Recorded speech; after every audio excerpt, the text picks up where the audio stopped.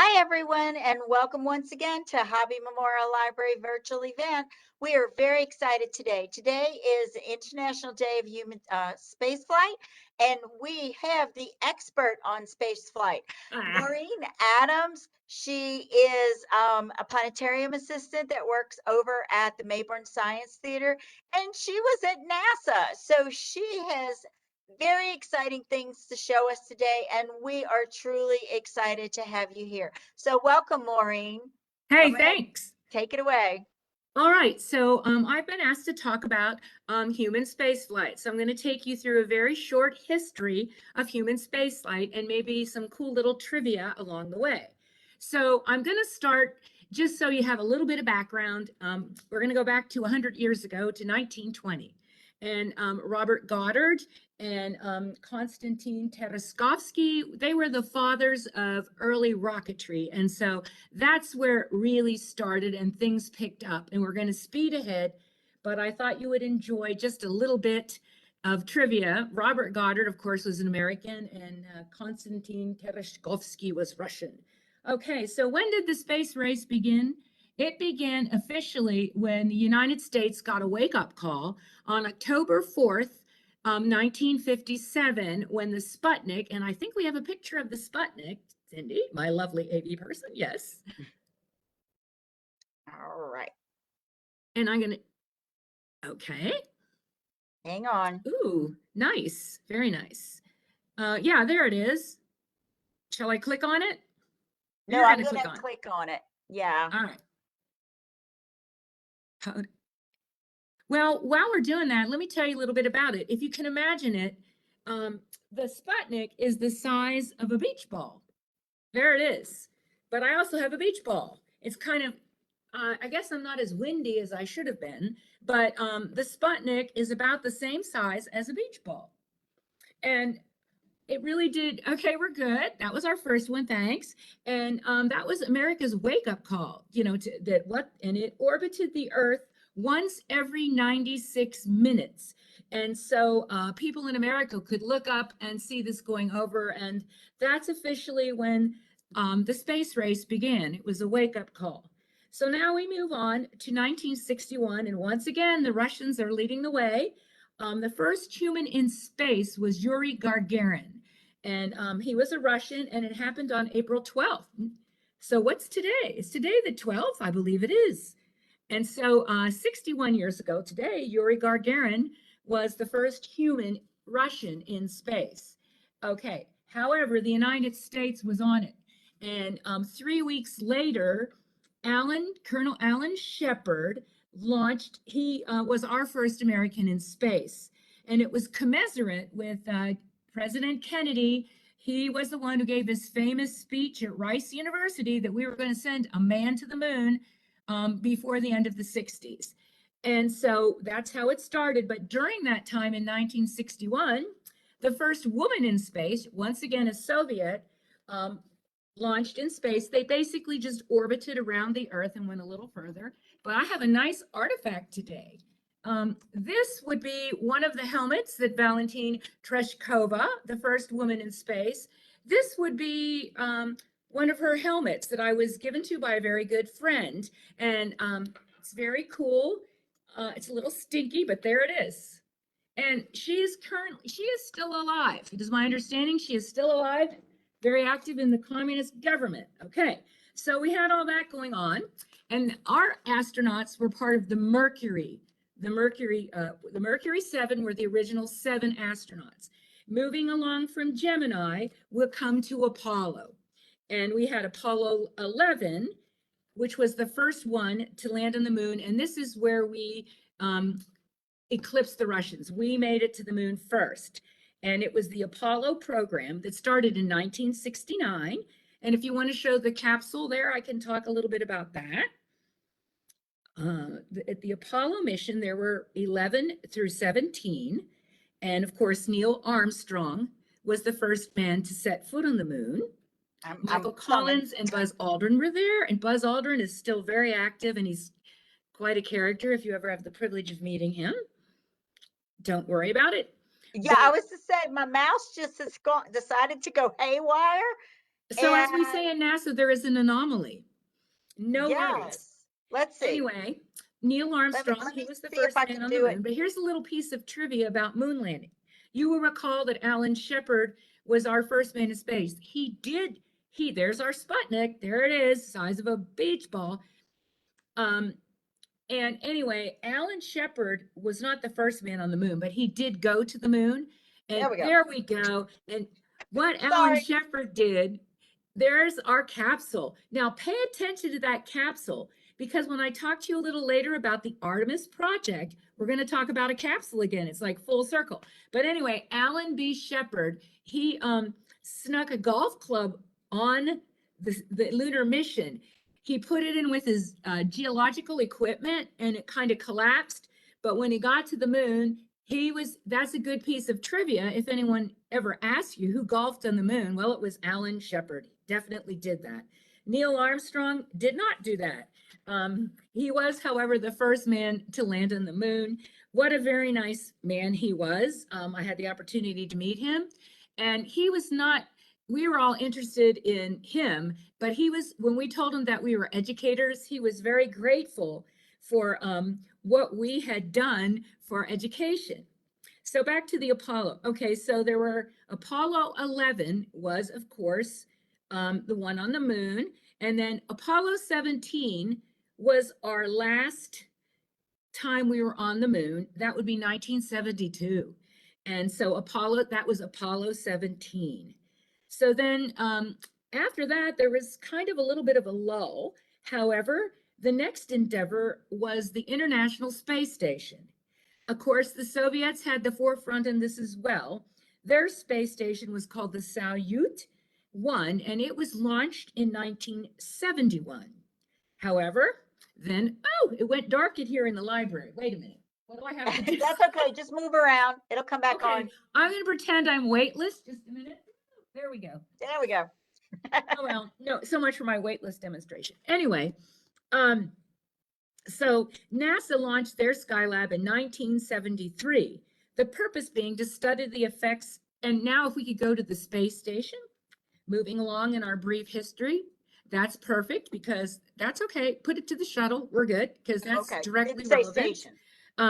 We'll talk about the shuttle in a minute, but the first Skylab was launched in 1973 to study the effects of space travel on the body, and it's currently still in existence.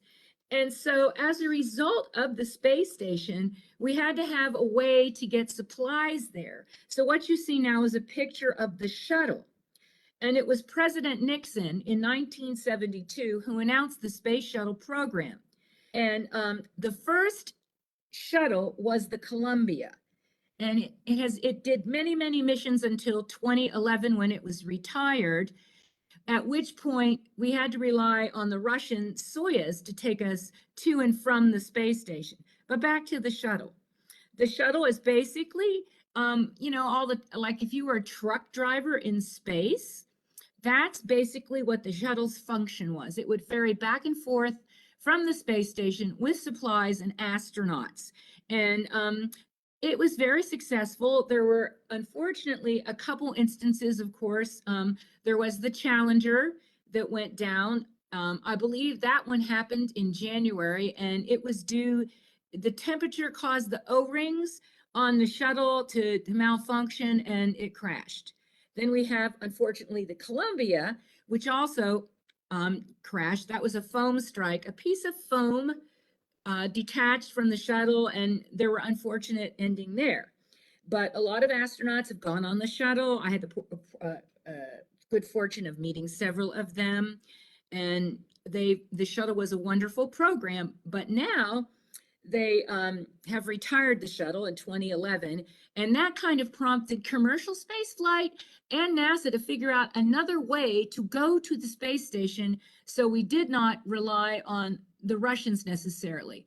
Now, I don't have a picture of the Soyuz, but it just looks like a big ball, like a huge, enormous bowling ball. And the interesting thing about the Soyuz is that it always landed in Russia.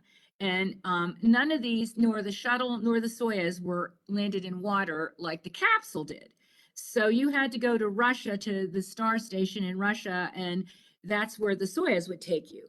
So since then, commercial spaceflight, particularly SpaceX, have been working on all kinds of things. And now, in fact, I'm getting ahead of myself just a little bit, but in fact, there is a crew right now from SpaceX. They're on the space station. So SpaceX and different commercial entities have tried to replace the shuttle so we don't have to depend on the Soyuz. Okay, so we're going to move along to the future and the present right now. All right. So anyway, I told you we can move along. I think I have one more picture. Do I or no? I can't remember. There's the shuttle. Do we have an Artemis picture? Is there an Artemis? Yeah. Yeah. No worries. Not sure. Yeah. Yeah, there. Oh, there's the International Space Station. It's just not awesome. Cooperating. That's okay. There you see the space station, and it was built. Pieces of it were flown up by the shuttle. The shuttle has a huge cargo bay, a huge cargo bay, and so it takes a lot of cargo up there. And it's very expensive too to fly something through space. Don't quote me, but it's thousands of dollars per pound. But there's your space station right now. And we have, like I said, we have the first commercial space crew up there, successfully docked to the space station with the astronauts. And there are Soviet astronauts on the space station with American astronauts right now. So that's just another little piece of trivia. So if we could move on, there's your space station. And eventually they'll probably add something or develop a new type of space station as we get closer to the moon. Okay, if we could move on. Yeah. There it is. There it is. Yay. So now this is where we are now. So let me just review. So you had Sputnik, then you had the Mercury program, then you had the Apollo program, then you had the space shuttle, and now you have the space station. And now remember, the last time we landed on the moon was 1972. Whoa. So now we're going back to the moon. This is what the mission of the Artemis is. And I'm going to tell you a little bit about it. Let me see my notes here. Yeah, so Artemis is committing to landing American astronauts, including the first woman and next man on the moon by 2024. And through this program, they're going to use technologies and more technologies and systems to explore the moon. And they will be collaborating with their commercial and international partners to establish sustainable missions by 2028. Now, so Artemis starts off right now. If you go to Cape Canaveral, you would see a picture of Artemis. And if you were there last week, directly across from Artemis was the SpaceX rocket that launched. It launched. Artemis was supposed to launch a week ago, but there were system problems and they didn't launch it. And what the Artemis, at the beginning of the program, the Artemis right now is doing what we call a dress rehearsal to make sure all systems are go. It's an unmanned test of the Artemis rocket and the space capsule. Now then, why did they name it Artemis? Artemis is the Greek goddess of the hunt, and she was Apollo's twin, and she was a great huntress. And then the capsule at the very top looks very much like the capsule that took us to the moon before, and that is called Orion. And the interesting thing about that is Artemis was friends with Orion, and he got in trouble with Zeus. You don't want to get in trouble with Zeus. And he got thrown in the sky as a constellation. And Scorpius was supposed to destroy him. And I don't know what happened, but Scorpius was also landed in space. So Artemis is named for the Greek goddess of the hunt. And so Artemis is going to launch in 2024 with astronauts to the moon. And then as we develop that, we're going to jump from the moon to Mars. So I've got a little poster here, and you can't probably read it, but there you can see you got the gateway. The gateway was the shuttle, and then you have the moon mission, and then you have Mars. And the astronauts for this have already been selected, so they'll be seeing this through. So our first thing to look for in 2024 is when there's a manned space flight from Artemis. And it should be very exciting. They're going to look for other things. Now, what are they going to do when they go to Mars? Well, first of all, they're going to try things out on the moon. They'll have different technology that what we had in 1972, hopefully, and it will also broaden our international, our partnerships. And Elon Musk, who is the head of SpaceX, he's quite the guy. He's absolutely dedicated to getting to Mars as well. So it'll be interesting to see what he's going to do if he'll get there before NASA does. Why would we go to Mars anyway? Well, we want to find water and resources for further lunar and moon and planetary exploration, and also basically learn how to live on a celestial body. And it would also, technology always, when NASA develops technology, somehow it always filters back to us and we get benefits from them. Things like Velcro or technology or MRIs, all of that, all of those things can be drawn back to some technology from NASA. So the next thing you're going to look for is Artemis. That's going to be very, very exciting.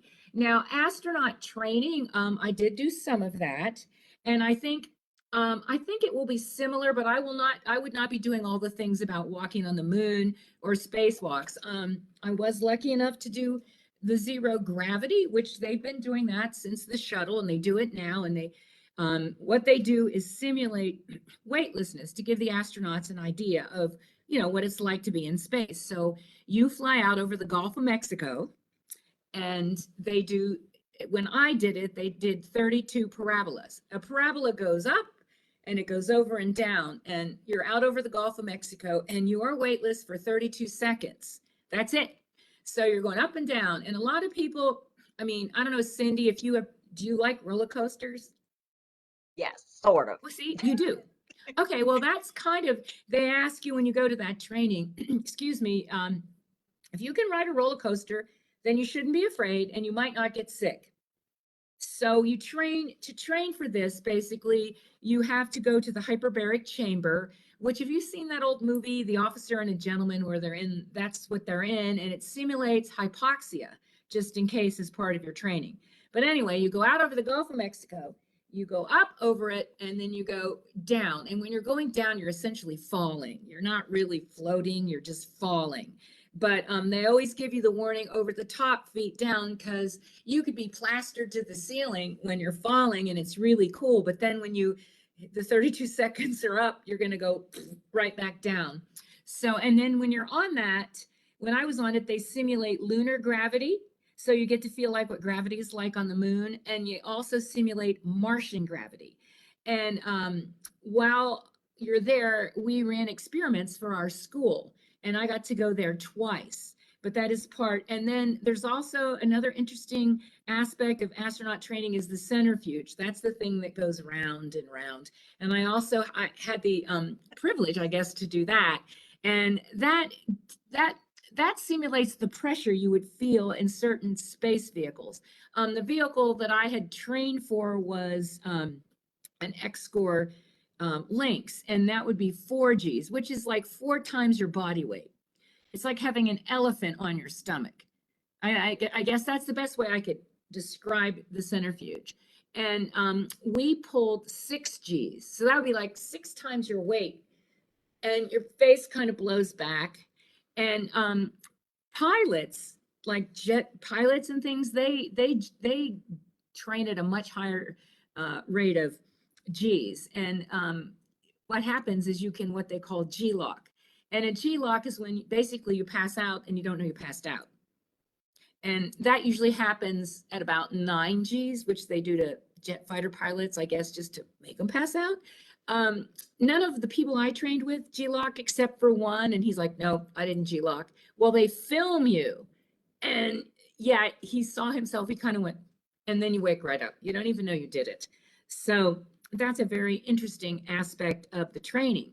Another program that I got some great experience with was from the University of Texas. It's for teachers in Texas, especially in the Austin area. And every month or so, we get together and we talk about, we're privileged to hear from the University of Texas folks.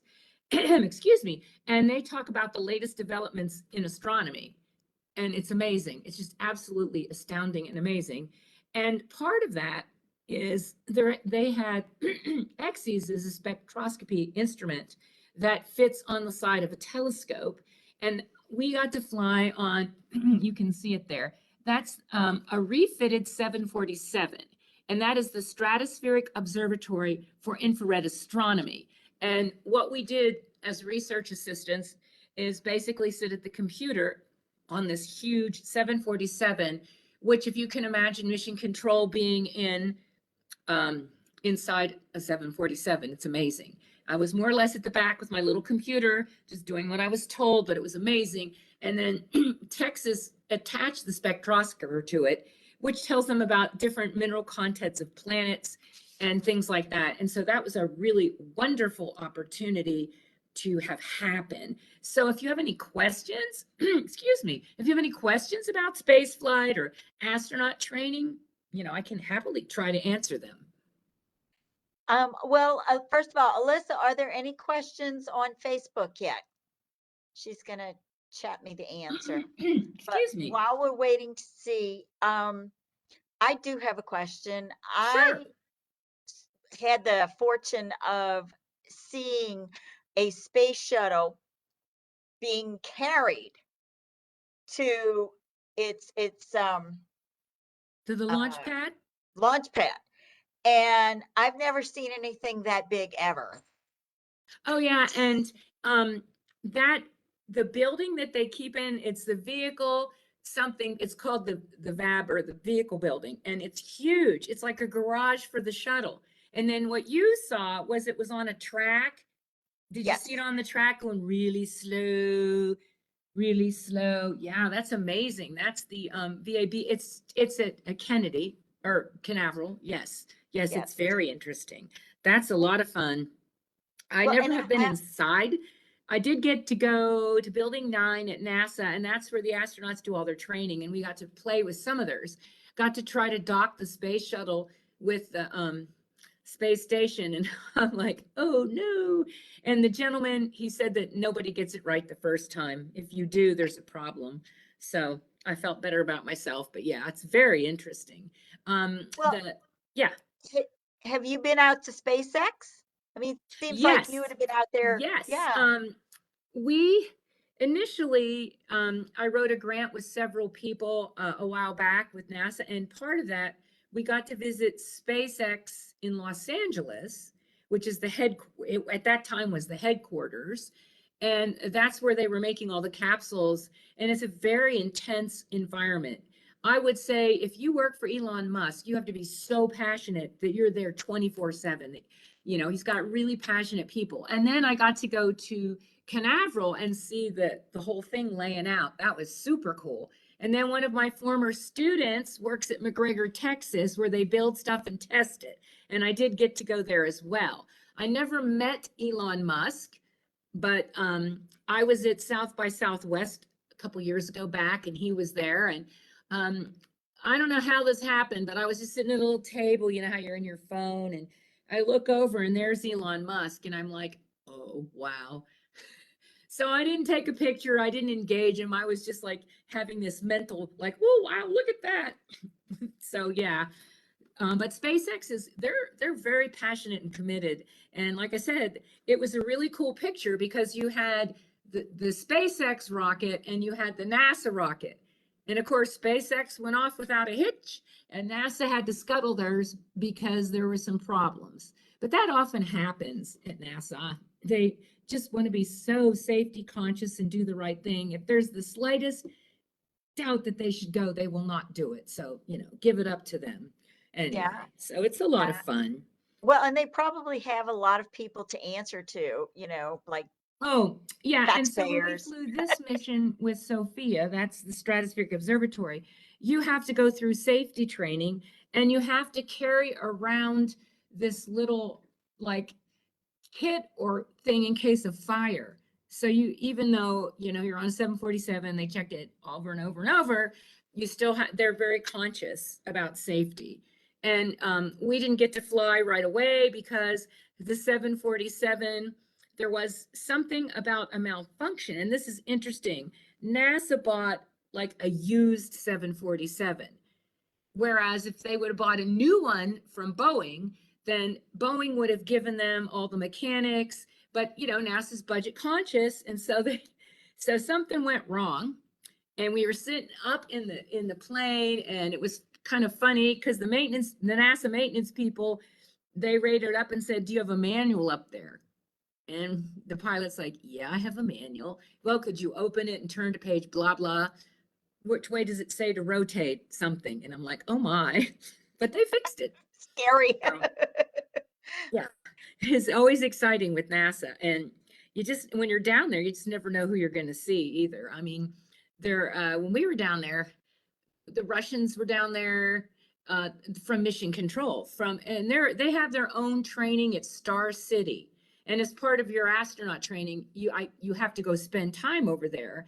And in the past, it was helpful to speak Russian, because that's where the Soyuz lands, and then you get to go over. And many astronauts went over there and trained, many. So I don't know what's happening now given the current situation, but we really don't need the Russians because we have other ways to get to the space station now, thanks to NASA and SpaceX. And like I said, private companies don't have the restraints necessarily that a government entity has. So Elon Musk can move ahead, but those people are extremely passionate. I give it up to them because he's very driven. In Say regards what? to this, in regards to the space station, is that like going to be permanent, or is there a shelf life for that? There is a shelf life. I don't know exactly, but I think eventually they're gonna not use it. I know there's dates. I don't have them, but yeah, I've heard that because I think what the focus that was living and working in space. So, but now as we get back to the moon, they'll want to do things on the moon like that, I would guess, as they jump to Mars. And just remember, that's what Artemis is all about. First we had the shuttle, then you have Artemis, then we're going to jump to the moon, then we're going to jump to Mars, and so on. And we have, this was the 61st, today was the 61st anniversary of human spaceflight. So you don't want to, there's just dozens of, we've got rovers on Mars right now, and satellites circling the sun. Oh, and here's another funny piece of trivia. I was at the theater, I do theater, and I came across some old magazines, and they were saying that people who welded, welders with the big mask, that it was almost as hot as the sun. Wow. And that was 87 years ago, and they said that the heat from welding was almost just maybe hotter than the sun, and that is totally not right, not even close. And of course, 1935 was pre-World War II, but it was a scary time. So anyway, I thought that was interesting how far we've come. Well, since we do have the ability to send probes pretty far out, is the goal to start a colony on the moon? Is that why I think we're the sending ultimate people goal again? is to have a colony on Mars. They may have some Okay. things on the moon as well. And the probes go and explore other planets. We learn about their atmosphere. Pluto, of course, the big let's pick on Pluto, but New Horizons went to Pluto. And so that's where we got to see Pluto close up. And at one point I got to go to the Great Planet Debate, where everyone was either against Pluto staying as a planet or for Pluto. And I personally think it's like classical literature. It's a classical planet, leave it alone. And the guy Kleinbach who discovered it was an amateur astronomer, and his ashes were aboard New Horizon. So I thought that was really cool. But to me, Pluto will always be a planet. You're not getting, Neil deGrasse, he was definitely thinking Pluto should be off, not a planet. And then the other guy said, yes, it should be, but whatever. I mean, there's so many, and astronomy is discovering so many exoplanets. There's so many more planets out there. And when they're looking for a planet that's like Earth, they call it the Goldilocks syndrome, not too hot, not too cold, just right. Planets that would be Earth habitable. And they have They have located some, but they're pretty far away. But it's really exciting when they do all those probes because here we are in 1939 thinking that a welder is hotter than the sun. Nope. So that's how far we've come. It's just very exciting. Well, in your training, did you go way, way, way up high and look out the window? Oh, I never did that. No. You never Um, did. So, No, I oh, trained for all that. What the original there was a lot of like, well, there's Blue Origins, we didn't mention them. They're also in the space race. That's Bezos, from Amazon. I was with X-Corps, which was a suborbital flight, and we were just going to kind of do what Alan Shepard and them did, just kind of go around the Earth. And they sold the company, and it just didn't do well, but that was the goal. I mean, I had some wonderful experiences training, but I didn't get to go. So I'm always available.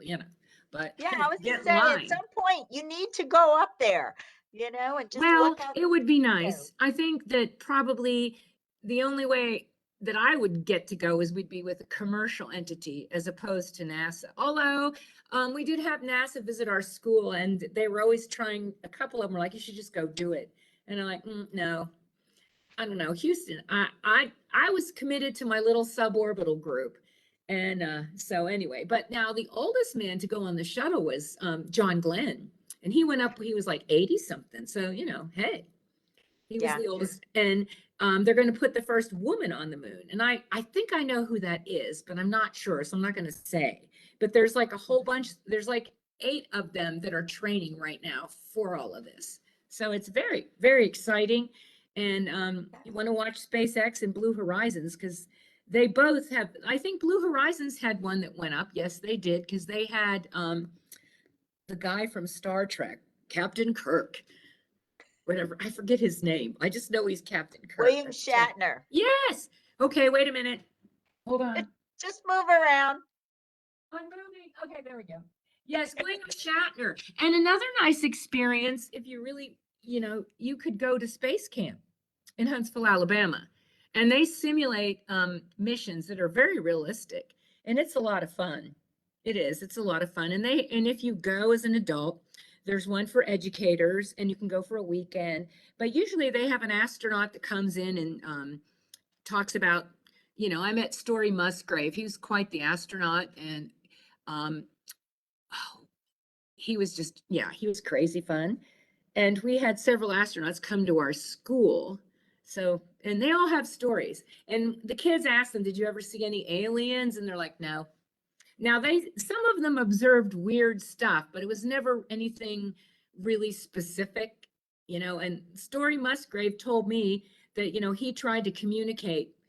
He was up there, he tried to communicate, and nah, it didn't work. Nobody responded. So anyway, Oh, he was out there calling aliens. yeah, they didn't, you know, No UFOs. Answer. no UFOs, I don't know about that though. I mean, one has to wonder if you look up at the stars at night, and as astronomy and space, you have to wonder where it all is and where is everything, It's Oh, well, it's it's exciting. you know, Warren does our night sky tours, and Oh, it's he's just so fabulous. vast. It's just so vast out there, and it's like we just seem to be just taking baby steps. That's exactly right. Astronomy has so many facets. Like at the University of Texas, there are people who just study exoplanets. Then there are people who just study certain star groups. Then there's people that just study galaxies. It's amazing how much we don't know, Yeah. but it's exciting too. I mean, every little bit helps. Again, I go Well, back to the welder in 1935. So that's kind of this is so interesting. fascinating. In fact, Oh, one of my brothers was in the control room of Houston for several of the space shuttle launches. oh, So, wow. yeah, and so it's so exciting. It is just an exciting field, and I envy you. I get dizzy on teacup rides. I would never make it. So I No, rely. getting back to the weightless wonder, they give you a drug. It's optional. It's called Scopodex, and it's speed and Dramamine. So you won't get sick. But some Wow. people, I'm telling you, They had the drug, they got on the plane, and as soon as we did the first parabola, they were out. And they have flight surgeons on the plane that watch you, and they'll escort you to the back of the plane. The other funny thing that terrified me about that is they're like, well, if you have to go to the bathroom, we have to level the plane out. I'm like, oh my. So, you know, like say, Cindy, you're up there and you have to go to the bathroom, then they have to stop the whole thing and level the plane out and wait while you go. So nobody ever went to the bathroom on either flight that I was on. It's like, oh, heck no. Now, one time, one of the astronauts decided that, oh, he didn't need the medicine. And so he was next to me. Of course, I'm like, oh, please, I don't want to get sick in front of all these people. But he got sick. He didn't get sick, but he just sort of laid there like this the whole time. Kind of ruined it, you know. And it's a lot of fun. The NASA people are very passionate as well. Everybody, it's interesting because to me, you know, passionate people, you might think of an artist, but no, the scientists and the arts, they're very passionate and dedicated, and it's so cool to work there. I think it would be so cool. I don't know what I would do, but yeah, I do outreach. Well, we are very fortunate that there are brave people like you and brave people in NASA and SpaceX and Blue Horizon, Origin. Let's get it right. That are willing to take the risk because you know that's how we learn, and so we're grateful for you to give us like an inside view of what was going on. Well, and like the shuttle, that's like flying an explosive brick. Really, every time you get on it, because if you look at the shuttle, that's all fuel.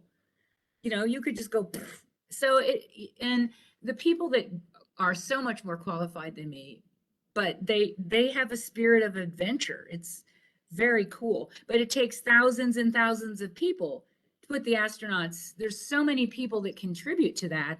It's like a show, a theater show. You know, it's the same thing. Yeah, there's people on stage, but it took a village, literally.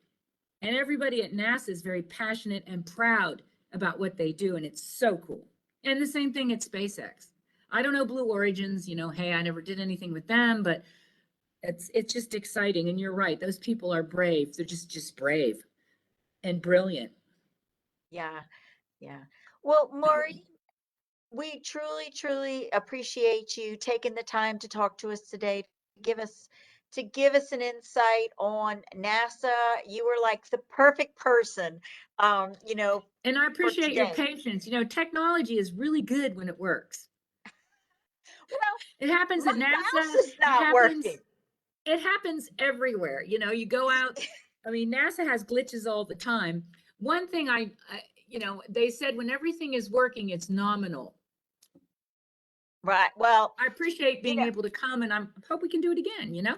oh yes, oh yes, we will definitely invite you back. And guys, if you want to meet Maureen in person, she is working over at the Mayborn Science Theater, and she is delightful. She is delightful. I've had some conversations with you, and you've got the neatest stuff that you show Oh, people. and now I just brought astronaut stuff from the planetarium, but if you like dinosaurs, I have all kinds of little dinosaur things that you can look at there.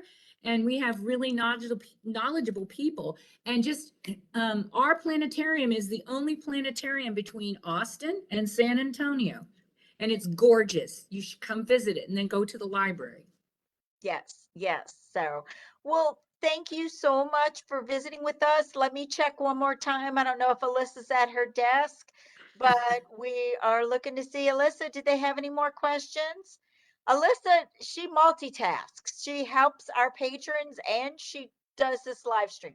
No questions. So well, if anyone has any questions, make sure, you know, you put them in the comments and we will go ahead and connect you with Maureen. And Sure. she is just a wealth of information from all different aspects. And we are very fortunate to have you on our staff now at Central Texas College. Well, thanks. Likewise to you, because she's the Thank brains you. behind this. It's just like NASA. She did all the technical work and I show up. That's exactly how it works on the shuttle and the spaceship. Except I Good can't job. get a mouse to work. You could just go, All right.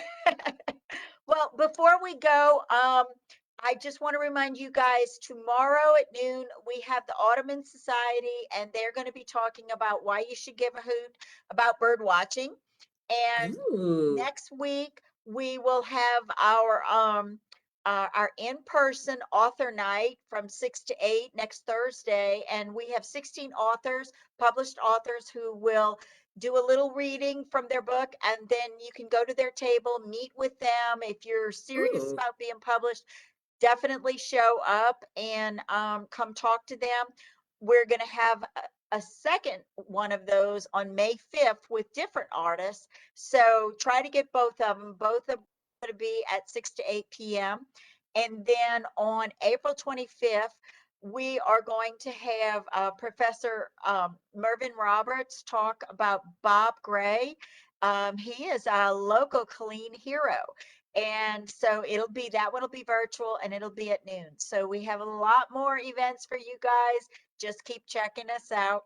Thank you again for watching. And Maureen, don't go anywhere, but I'm going to have Alyssa take us out. So thank okay, you I'm not guys. Have a leaving. good day. I'm just gonna dance and keep the lights on. Yes, yes. All right, Alyssa, you can take us out.